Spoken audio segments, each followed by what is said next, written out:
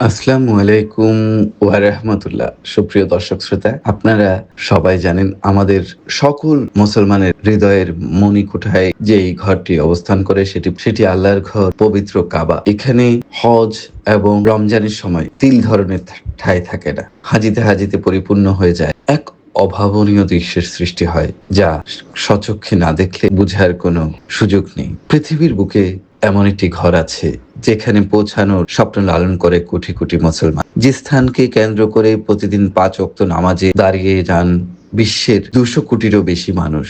সেই স্থানটি হলো পবিত্র কাবা। সৌদি আরবের পবিত্র মক্কা নগরীতে মসজিদুল হারামের কেন্দ্রস্থলে দাঁড়িয়ে আছে এই মহান ঘর। ইসলামী ইতিহাস অনুযায়ী মহান আল্লাহর নির্দেশে এই ঘর নির্মাণ করেন নবী ইব্রাহিম আলাইহিস সালাম এবং তার পুত্র নবী ইসমাইল আলাইহিস সালাম। শতাব্দীর পর শতাব্দী ধরে এই কাবা হয়ে উঠেছে মুসলিম উম্মার ঐক্য ও ভালোবাসার প্রতীক। রমজান মাস এলে এই পবিত্র স্থানে পরিবেশ যেন অন্য এক আবহে রূপ নেয়। চারিদিকে হাজার হাজার মুসল্লির হৃদয়ে অগাধ ভালোবাসা আর চোখে অশ্রু দিয়ে ছুটে আসেন আল্লাহর ঘরের সামনে। দিনভর রোজা রাখার পর সূর্য ডোবার সঙ্গে সঙ্গে মসজিদুল হারামের প্রাঙ্গণে শুরু হয় ইফতারের অপূর্ব দৃশ্য। সারি সারি খেজুর, পানি আর সাধারণ খাবার নিয়ে হাজার হাজার মানুষ একসাথে ইফতার করে।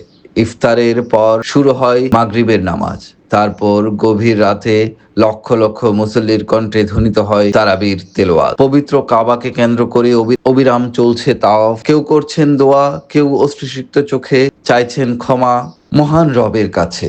বিশ্বের নানা দেশ থেকে, নানা ভাষার, নানা সংস্কৃতির মানুষ এসেছে, কিন্তু সবার লক্ষ্য একটাই, আল্লাহর সন্তুষ্টি অর্জন। আমাদের নবীজি, প্রিয় নবী হযরত মুহাম্মদ মুস্তাফা সাল্লাল্লাহু আলাইহি ওয়াসাল্লাম এই কাবা ঘরকে মক্কা বিজয়ের পর মূর্তিমুক্ত করেন, প্রতিষ্ঠা করেন আল্লাহর একাত্মবাদ। আজও এই ধারা অব্যাহত আছে। কাবার চারপাশে প্রতিটি মুহূর্তে ঘুরছে মানুষের স্রোত, যেন ভালোবাসা, বিশ্বাস আর ইবাদতের অনন্ত ধারা। রমজানের পবিত্র এই সময়টাকে কাবা শরীফের সামনে দাঁড়িয়ে করা একটি দোয়া, একটি অশ্রু, একটি ক্ষমা প্রার্থনা মুমিনের হৃদয়কে নতুন করে জাগিয়ে তোলে। পৃথিবীর যেখানেই থাকি না কেন, আমাদের হৃদয়ের কিবলা একটাই, পবিত্র কাবা।